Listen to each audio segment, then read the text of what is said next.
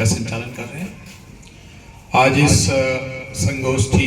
गोष्ठी कहें आत्मनिर्भर भारत की इस नांगलोई जाट विधानसभा में इस संगोष्ठी में हमारे लोकप्रिय विधायक भाई मनोज शौकीन जी, संजय चावला जी, हेमलता वरुण जी, ज्ञान धनेजा जी और इस विधानसभा के चारों मंडल अध्यक्ष और प्रबुद्धजन और कार्यकर्ता मैं थोड़ी सी जानकारी ले। हमारे इस गोष्ठी में जिला के कितने पदाधिकारी हैं, एक बार जिनका जिला का कोई पद है इस गोष्ठी में, मंडलों के कितने पदाधिकारी हैं, ताकि ध्यान में आता है कि किस प्रकार अपने को विषय रखना है। धन्यवाद। मंडल के पदाधिकारी अच्छी संख्या में हैं।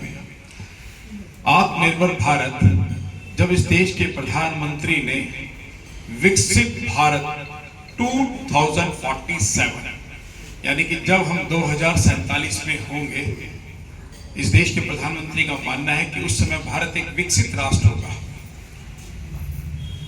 विकसित राष्ट्र, अभी भी हम भारत को विकासशील भारत बोलते हैं, विकासशील देश बोल सकते हैं, विकसित भारत बोलते हैं, विकासशील अंडर डेवलपिंग कंट्रीज बोलते हैं, लेकिन अभी हम विकसित राष्ट्र की श्रेणी में नहीं आते, ऐसा विश्व के मानचित्र में हम देखते हैं। लेकिन हमारा ये लक्ष्य है कि 2047 तक भारत एक विकसित राष्ट्र बने, डेवलप्ड कंट्री बने।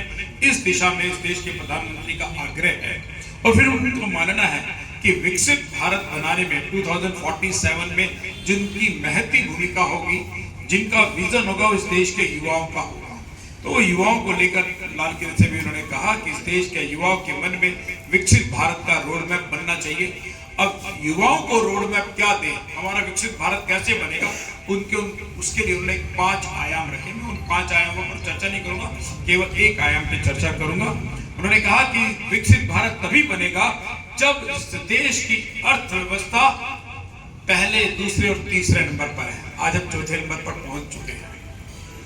आर्थिक अर्थव्यवस्था सुदृढ़ होनी चाहिए, ताकतवर होनी चाहिए। और ये कहा जाता है कि देश की राजनीति में वही देश, मैं तो राजनीति विज्ञान का विद्यार्थी हूँ, दिल्ली विश्वविद्यालय में राजनीति विज्ञान पढ़ाता हूँ। जब मैं चाणक्य को पढ़ाता हूँ, चाणक्य के बारे में कहा जाता है कि वो एक श्रेष्ठ राजनीतिज्ञ थे, वो श्रेष्ठ दार्शनिक थे, लेकिन जो उन्होंने पुस्तक लिखी थी राजनीति के विषय पर, उस पुस्तक का नाम मालूम है किसी को क्या था? उस पुस्तक का नाम था अर्थशास्त्र। चाणक्य ने आज से 2500 साल पहले जिस पुस्तक को लिखा था, उस पुस्तक का नाम अर्थशास्त्र था। उन्होंने राजनीति शास्त्र नहीं लिखा था। वो ये जानते थे कि किसी भी देश की जो व्हील्स है, पहिया है, जिससे देश चलता है, वो उसका अर्थव्यवस्था है। इसलिए उन्होंने अर्थशास्त्र पुस्तक लिखी। वो अलग बात है कि अर्थशास्त्र में उन्होंने राजनीतिक बात भी लिखी, सामाजिक बातें भी लिखी, सांस्कृतिक बातें भी लिखी। पुस्तक का टाइटल उन्होंने दिया था अर्थशास्त्र। इस बात को समझने की जरूरत है। तो इस देश के प्रधानमंत्री का कहना है कि विकसित भारत तभी बनेगा जब इस देश की अर्थव्यवस्था सुदृढ़ अर्थव्यवस्था होगी। उसके अलावा उन्होंने कहा कि गुलामी की मानसिकता को हमें छोड़ना पड़ेगा। आदमी वही ताकतवर बनता है जो गुलामी की मानसिकता से बाहर हो जाए, गुलामी की मानसिकता से बाहर हो जाए। तो मेरा कहना है कि इस देश में पिछले 70 सालों में हमने गुलामी की मानसिकता, गुलामी के चिन्हों को देखा है, उसको मिटाने की आवश्यकता है। जिसमें एक बात उदाहरण देकर मैं विषय को समाप्त करूंगा, मतलब इस गुलामी की मानसिकता को विषय पूर्ण करूंगा। जैसे पहले राजपथ नाम था, उस नाम को बदलकर उन्होंने उसका नाम क्या रख दिया? कर्तव्य। राष्ट्रपति भवन में एक मुगल गार्डन था, उसका नाम हटाकर क्या कर दिया? हाँ जी, हम कार्यकर्ता, हमको तो मालूम होना चाहिए ना, अमृत उद्यान। यानी कि ये गुलामी के जो चिन्ह थे, ऐसे बहुत सारे चर्चा उस पर नहीं करूंगा। गुलामी की मानसिकता को समाप्त कर तभी हम विकसित राष्ट्र बनेंगे। विरासत पर गर्व, हमारी विरासत थी, हमारी गौरवशाली विरासत थी। हमको, मैं यहाँ किसी से भी पूछूंगा, हमको इस देश के इतिहास में केवल और मुगल काल की ध्यान में आता है। कौन था? हुमायूं था और बाबर था, बाबर का हुमायूं था, हुमायूं का जहांगीर था, जहांगीर का शाहजहां था, शाहजहां का औरंगजेब था। अगर मैं किसी से पूछूंगा कि इस, और ये कितना कालखंड था? हुमायूं 1526 में आया था और 1707 में औरंगजेब भी निपट गया था। 125-26 साल का इतिहास, केवल मुगलों का इतिहास 125 और 26 साल का। लेकिन हमको लगता है कि हमको मुगलों ने गुलाम बनाया। इसकी तुलना अगर हम बात करेंगे तो ये बात प्रधानमंत्री, हमारा गौरवशाली इतिहास, हमारा मौर्य साम्राज्य, हमारा गुप्त साम्राज्य, हमारा शातवाहन साम्राज्य, हमारा चोल साम्राज्य, ऐसे बहुत सारे साम्राज्य हैं जिन्होंने 600 साल तक रहे। हमें लगता होगा नॉर्थ ईस्ट जो है, असम, मणिपुर, मेघालय, ये बड़ा जंगल था। वहां पर भी एक साम्राज्य था, ओहुम साम्राज्य।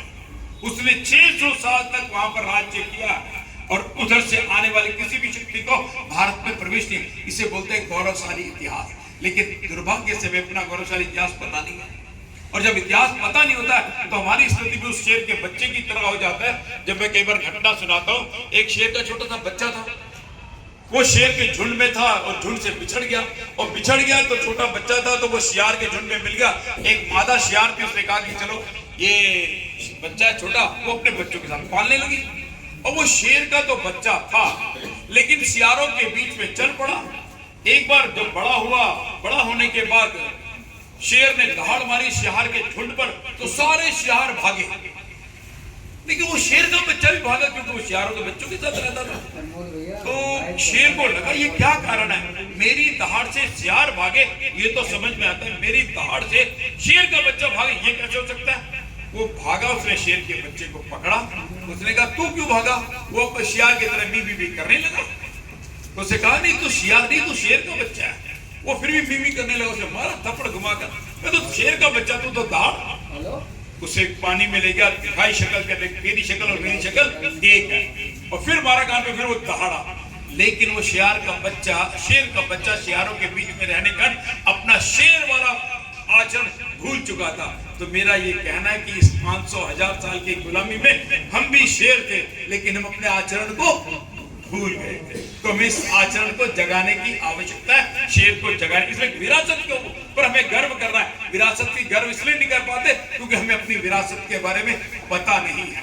एक मोदी जी कहते हैं एकता और अखंडता की बात, अगला आया वो जो कहते हैं विकसित राष्ट्र बनने के लिए नागरिक कर्तव्य बहुत जरूरी है, सिविल ड्यूटीज।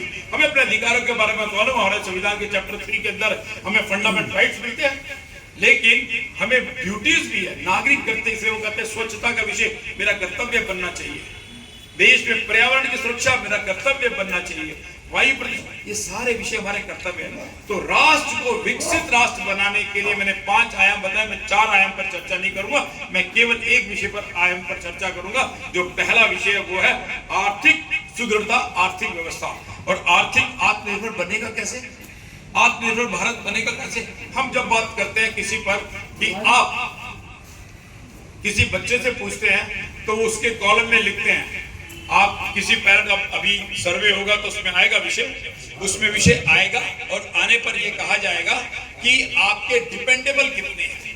तो लिखते हैं मेरे 4 बच्चे हैं, मेरे 2 बच्चे हैं, मेरे 3 बच्चे हैं, दे आर डिपेंडेबल।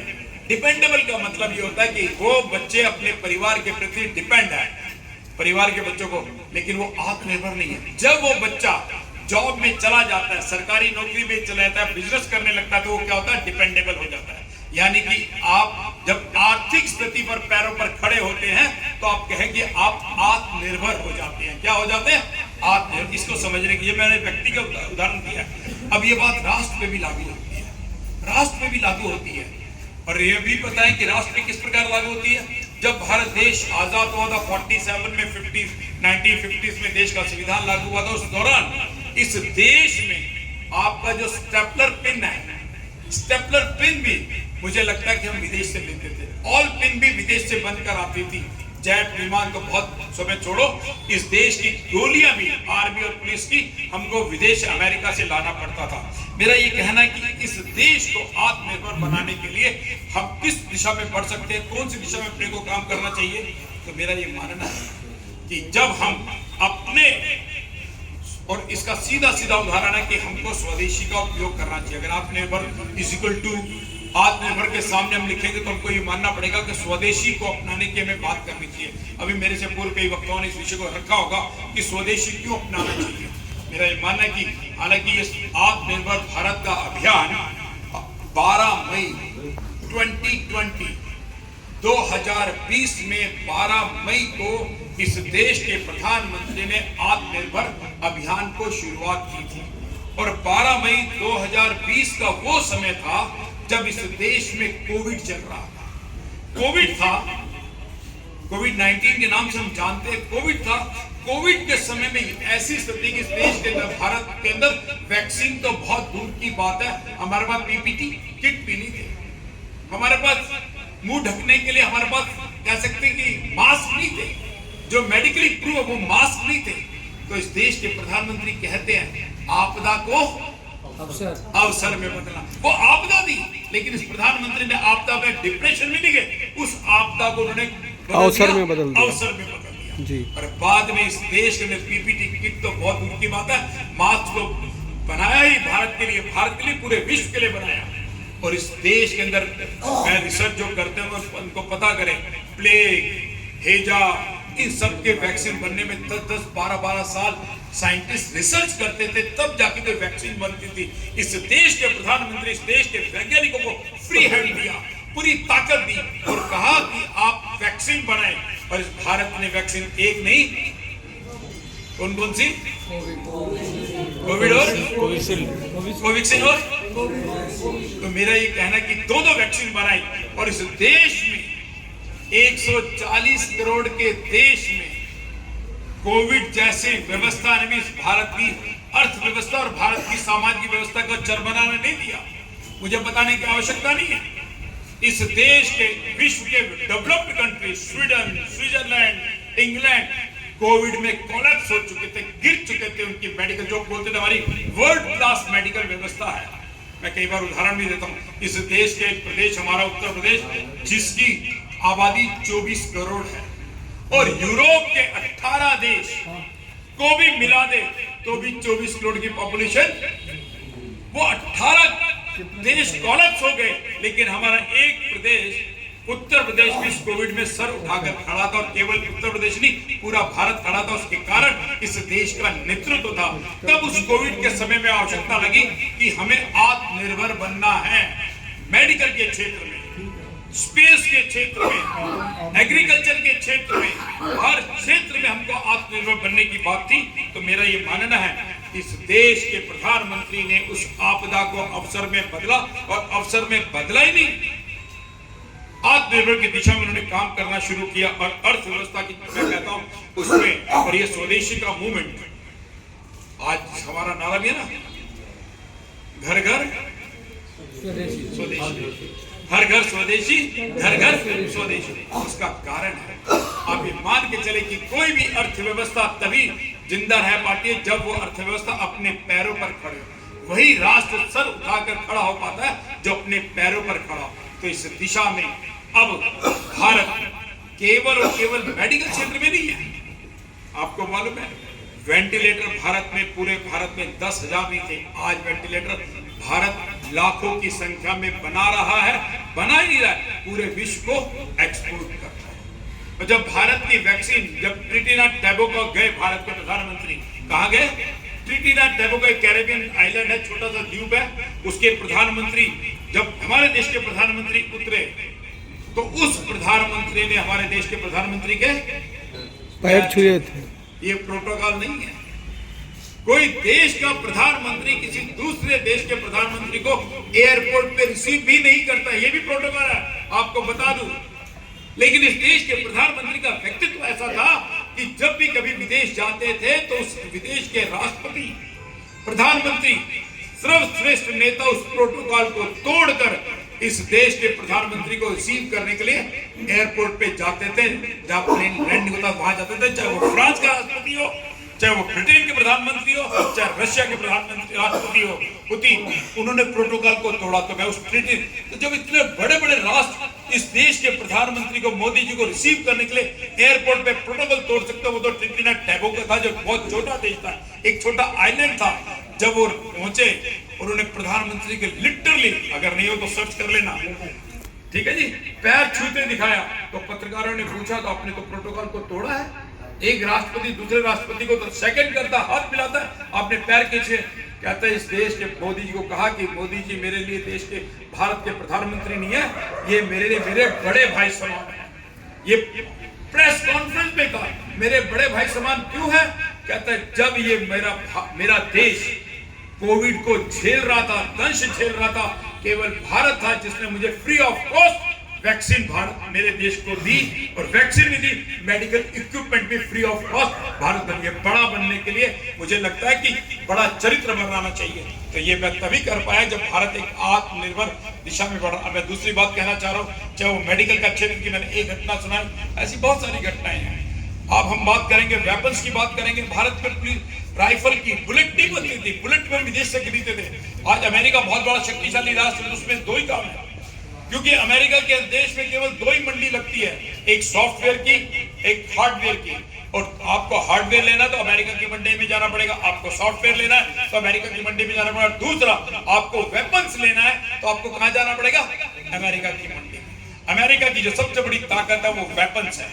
हम अमेरिका से बुलेट खरीदते थे, हम अमेरिका से राइफल खरीदते, हम अमेरिका से लाइट मशीन गन खरीदते थे, लेकिन इस देश के प्रधानमंत्री ने कहा कि डिफेंस का क्षेत्र भी हमारा आत्मनिर्भर होगा। आज हम डिफेंस के क्षेत्र में अब बुलेट नहीं, अब हम ब्रह्मोस मिसाइल भी बना रहे हैं। और ब्रह्मोस मिसाइल ऐसे कि अभी 7 देशों को ब्रह्मोस मिसाइल का हमको कॉन्ट्रैक्ट मिला, हम 7 देशों को देंगे। आपको मालूम है इस देश के अंदर स्पेस में एक ऐसा क्षेत्र है, अंतरिक्ष का भी ऐसा क्षेत्र है जिसमें अब तक नासा की पकड़ थी, लेकिन नासा को आज अमेरिका को भारत से क्यों दिक्कत है? उसका कारण है, उसकी दिक्कत का कारण है कि भारत की रूपी मजबूत हो रही है, डॉलर कमजोर होने वाला है। और अमेरिका का राष्ट्रपति डोनाल्ड ट्रंप कहता है कि पाकिस्तान और आपके बीच में अगर कोई समझौता हुआ है तो क्रेडिट किसको दे? अमेरिका को दे। तो भारत ने कहा नहीं। पहली बात तो पाकिस्तान और अमेरिका और भारत का कोई युद्ध हुआ ही नहीं था। भारत ने तो केवल आतंकवादी ठिकानों पर सर्जिकल स्ट्राइक की थी, युद्ध नहीं किया था। हम ये यूएन में पूछते हैं कि भारत का युद्ध पाकिस्तान पर अटैक नहीं हुआ, भारत ने केवल सर्जिकल स्ट्राइक किया, आतंकवादी कैंप को डिस्ट्रॉय किया, इसलिए हमारा युद्ध नहीं। जब युद्ध हुआ नहीं तो युद्ध शांति की बात ही नहीं, सीज फायर की बात ही नहीं। इसके अमेरिका नाराज हुआ, और अमेरिका नाराज हुआ तो अमेरिका नाराज होने से 100% टैरिफ बढ़ाया। अब कल की न्यूज है कि वो 100% टैरिफ चढ़कर 15% टैरिफ हो गया। कल की न्यूज है 15% टैरिफ हुआ और गिरकर वो 5% टैरिफ पर आने वाला है। तो भारत की विदेश नीति इसलिए क्योंकि भारत अब किसी के भरोसे नहीं बैठा है। स्पेस में जाने के लिए अमेरिका के पास जाना नहीं है, नासा के पास। अब भारत का इसरो एक साथ कितने सैटेलाइट भेजे हैं मालूम है किसी को? हाईएस्ट किसने कहा? बहुत बढ़िया, 107, एक नहीं, 2 नहीं, 10 नहीं, 15 नहीं, 107 सैटेलाइट भारत ने लॉन्च किए हैं। और केवल भारत के नहीं है, सब पड़ोसी देशों के। जिसको अपना नेटवर्क चलाना है, जिसको अपना मोबाइल चलाना, वो भारत से कहता है कि हमें। अमेरिका को चिड़ क्यों नहीं होगी? कल तक ये ठेका किसके पास था? अमेरिका। अब ठेका किसके पास आने लगा? कल तक मिसाइल बेचता था अमेरिका, अब कौन बेचने लगा? कल तक टैंक बनाता था अमेरिका, अब कौन बनाने लगा? तो आप ये समझे, डिफेंस के क्षेत्र में, स्पेस के सेंटर में कोई ऐसा क्षेत्र नहीं है जहां भारत आत्मनिर्भर नहीं हो रहा है। ये तो काम प्रधानमंत्री कर रहे हैं, मैं और आप क्या करेंगे? वो तो प्रधानमंत्री कर रहे हैं, करते रहेंगे, करेंगे भी। विश्व की सबसे बड़ी ताकत बनने की दिशा में मैं तो राजनीति विज्ञान का विद्यार्थी हूँ, मैं कई बार मजाक में बोलता हूँ। शोले फिल्म आपने देखी होगी, तो मैंने कहा कि शोले फिल्म में कैरेक्टर था रामू काका, जिसको एक रामू काका दौड़ते दौड़ते आता था। 1980 और 70 के दशक में भारत की स्थिति रामू काका की, कोई भी बुलाता था दौड़ता हुआ जाता था, सर झुकाता था, बात करता था। 80 और 90 में 2014 के बाद, इसको नेतावत लीजिए, ऑफ द रिकॉर्ड बोलो, 2014 के बाद भारत की स्थिति शोले के रामू काका से बदलकर गब्बर सिंह वाली हो गई। पूछता कितने आदमी पूछता कितने आदमी थे, इसलिए वो आज आंख में आंख डालकर बात करता है। अमेरिका ने बड़ा धमकाया, कहा कि तेल तुम रशिया से इतना खरीदो, उतना खरीदो। क्या ये हमारे देश के प्रधानमंत्री इस देश को मजबूत करने के लिए, सर उठाने के लिए काम कर रहे हैं। मुझे पता नहीं है हमें से कितने लोग विदेशों में जाते हैं, गए होंगे। जो लोग विदेशों में जाते हैं, यूके, यूएस, बाकी उनसे पूछना कि 2014 के बाद भारतीयों की उन विदेशों में क्या स्थिति है, क्या उससे पहले क्या स्थिति थी। हमारे वरिष्ठ कार्यकर्ता है, वो बताते कि अभी वो गए थे, कहता मैं तो बहुत सारे वर्षों जा रहा हूँ, अभी वो इंग्लैंड गए थे, उनको ये पता चला कि भारतीय जनता पार्टी के जिलाध्यक्ष उनको यूके में पता है, वो आया तो एक बहुत बड़ा बिजनेसमैन उनको आया, कहता सर मेरे आपको लंच करना है मेरे साथ। क्यों? बाद में लंच पे गए, लंच किया भी। उन्होंने कहा आप तो इतने बड़े बिजनेसमैन हो, मैं तो एक सामान्य बीजेपी का कार्यकर्ता हूँ, आपने मुझे लंच पर क्यों आमंत्रण? कहते हैं नहीं भाई, आप उस पार्टी के डिस्ट्रिक्ट प्रेसिडेंट हो जिस पार्टी का देश का प्रधानमंत्री नरेंद्र मोदी है। चित्र बदल गया।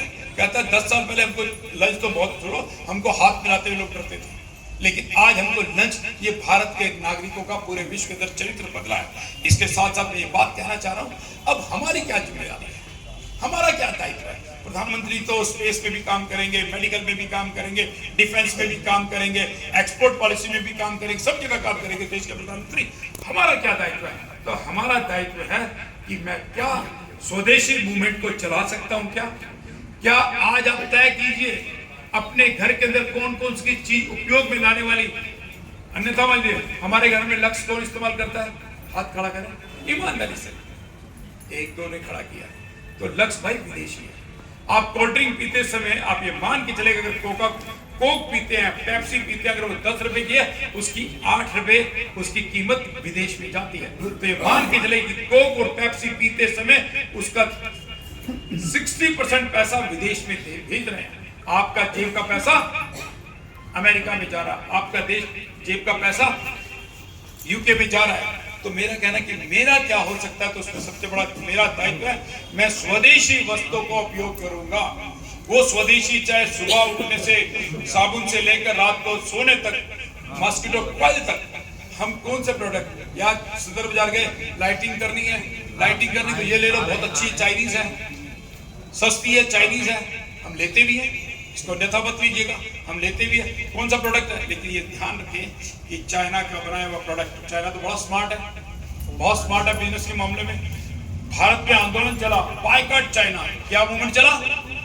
Boycott China. चाइना ने बायकॉट चाइना की 5 करोड़ टी शर्ट बनाकर भारत को भेज दी। आप समझे? बायकॉट चाइना की टी शर्ट किसने बनाई? चाइना ने, और भारत को भेज दी। हम वही बायकॉट चाइना की टी शर्ट पहनकर बायकॉट चाइना कर रहे हैं। तो मेरा ये कहना है कि हमको देखना है कि मेरा स्वदेशी उपयोग, में उस पर डिटेल में नहीं जाना चाहता। स्वदेशी आप सब जानते हैं जो हमारा, और स्वदेशी के इकोनॉमिक सिस्टम से इस देश के प्रधानमंत्री बड़े विजनरी हैं, उनकी पूरी कैबिनेट बड़ी विजनरी है। वो आज इस मूवमेंट को चला रहे हैं, तो ये मूवमेंट कल नहीं पूरा होने वाला है, परसों नहीं पूरा होने वाला है। ये मूवमेंट 2047 तक, ये आवाज आज चलेगी तो ये मान के चलेगी 2047 तक इस देश के अंदर। अंग्रेजों किसी समय पर अमेरिका की मार्केट में, ब्रिटेन की मार्केट में अमेरिका का जब कब्जा हुआ तो ब्रिटिश पार्लियामेंट ने कहा, शब्द दिया, बी इंग्लिश बाय इंग्लिश। आप इंग्लिश बने और इंग्लिश खरीदे। मैं फिर उसी पार्लियामेंट्री की बात कर रहा हूं, बी इंडियन बाय इंडियन। मेरे पीछे बोलेंगे be Indian buy Indian, be Indian buy Indian. इसलिए देशभक्ति केवल 15 अगस्त को तिरंगा फहरा देना, 26 जनवरी को राष्ट्रगान गा लेना, ये देशभक्ति नहीं है। देशभक्ति जो है वो सातों दिन 24 घंटे 365 दिन की एक जीवन पद्धति है। इसलिए देशभक्ति का मतलब क्या? मैं इस देश के हित में जो काम है वो करूंगा। इसलिए कचरा फेंकते समय भी अगर हम नहीं फेंकते और सही जगह पर उसको करते हैं तो मैं देशभक्त हूं। मैं टिकट यात्रा कर रहा हूं, मैं बिना टिकट नहीं करता, मैं टिकट लेके यात्रा करता हूं, ये भी देशभक्ति है।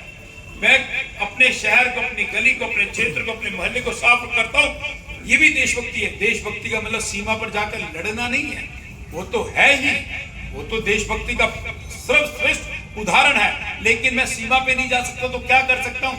तो मैं अपने देश को स्वच्छ रख सकता हूं, प्रदूषण मुक्त कर सकता हूं, पर्यावरण को ठीक कर सकता हूं। मैं कोई ऐसा कार्य नहीं करूंगा जिससे पर्यावरण को नुकसान होगा। अभी तो हमारे 5 आयाम चल रहे हैं। कौन कौन से हमारे देश के प्रधानमंत्री ने 5 आयामों की लाल किले पर चर्चा की है? कोई बताएगा कौन कौन से हैं? सबसे पहला आयाम ही स्वदेशी है, दूसरा सामाजिक समरसता, तीसरा कुटुंब प्रबोधन, ये हमारे 5 आयाम उन पे चर्चा नहीं करूंगा। मैं केवल और केवल स्वदेशी पर बात करूंगा।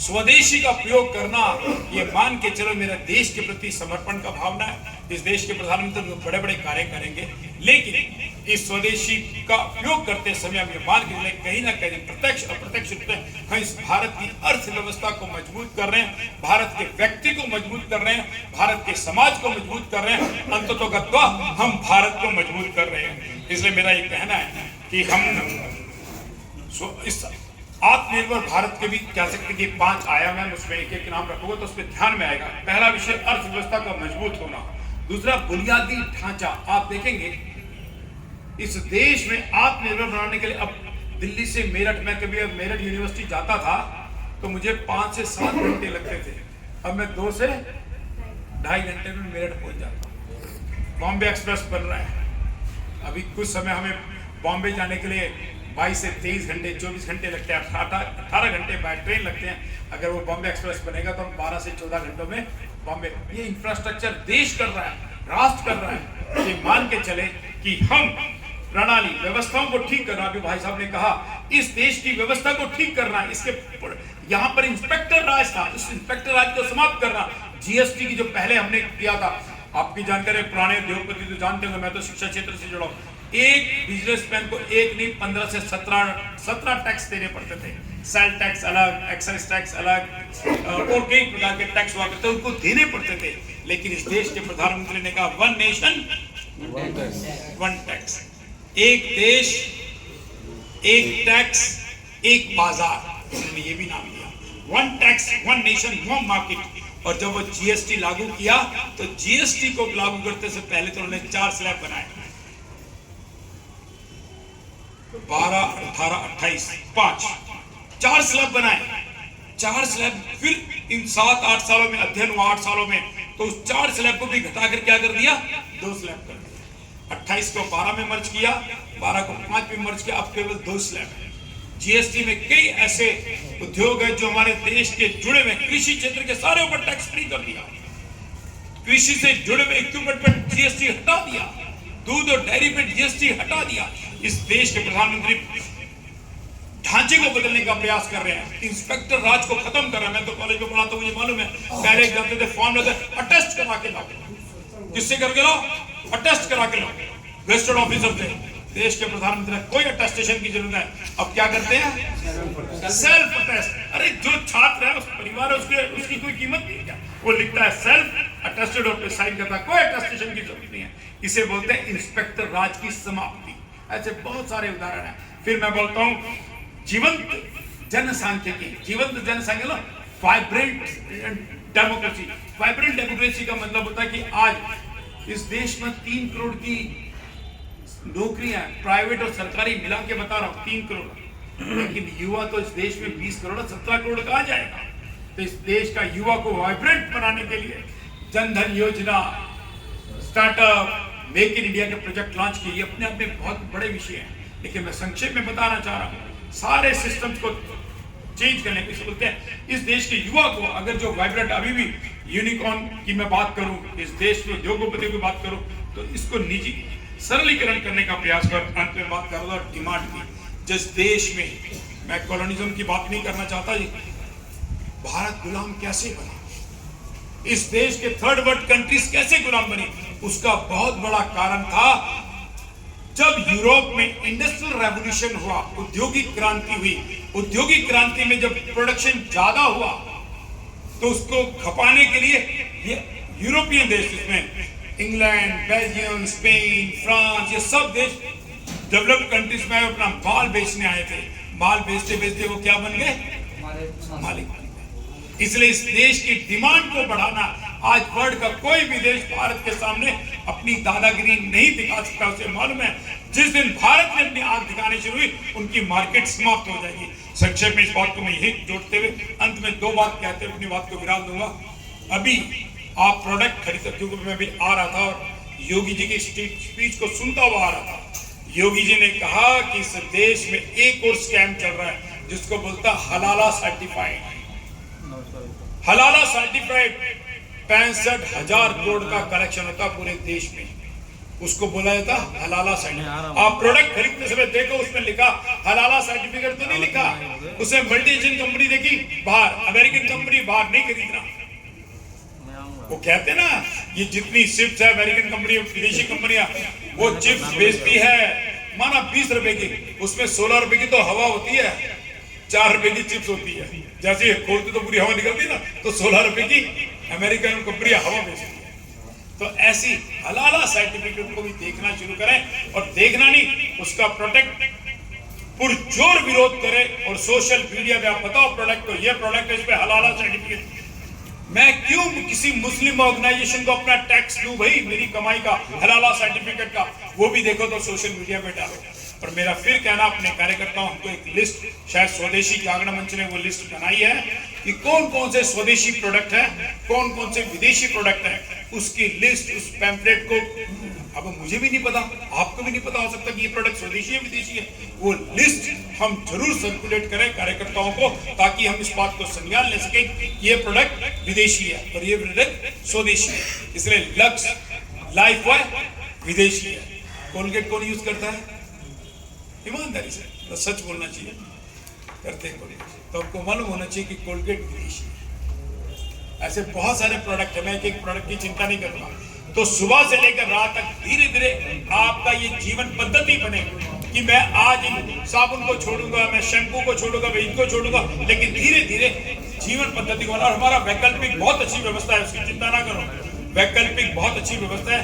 अंत में अपनी बात वाणी को विराम देते हुए, जैसे मैंने कहा कि जीएसटी इस देश में बहुत बड़ा सुधार हुआ, स्वदेशी प्रोडक्ट बढ़ेंगे, और हम इस गोष्ठी के माध्यम से, मैं तो स्वदेशी की तरफ कदम बढ़ाऊंगा ही, मेरा परिवार भी बढ़ाएगा, लेकिन धीरे धीरे इस बात को मैं अपने साथियों में, अपने परिवारों में, और मैं चर्चा का विषय बनाऊंगा, तभी इस गोष्ठी का मुझे लगता है सफलता होगी। और दूसरा, देश के प्रधानमंत्री 2047 में विकसित भारत बनाना चाहते हैं, उस विकसित भारत तभी बन पाएगा जब आप और मैं स्वदेशी को अपनाएंगे। तो मैं बोलूंगा घर घर स्वदेशी, ठीक है? तो मेरा कहना है घर घर घर घर स्वदेशी, हर घर स्वदेशी, घर घर स्वदेशी, हर घर स्वदेशी। नारा नहीं होना चाहिए, ये नारा नहीं है, ये जीवन पद्धति है, इस बात को समझे, जीवन पद्धति। अपनी वाणी को विराम देता हूँ। मैं पुनः मनोज जी का, संजय जी का और सब कार्यकर्ताओं का आभार प्रकट करता हूँ कि इस संगोष्ठी के माध्यम से हमने एक विमर्श शुरू किया, हमने एक डिस्कोर्स शुरू किया, और ये डिस्कोर्स जमीन तक जाए, आम लोगों तक जाए, इसकी साथ मैं अपनी वाणी को विराम देता हूँ। बहुत बहुत धन्यवाद, बहुत बहुत शुक्रिया।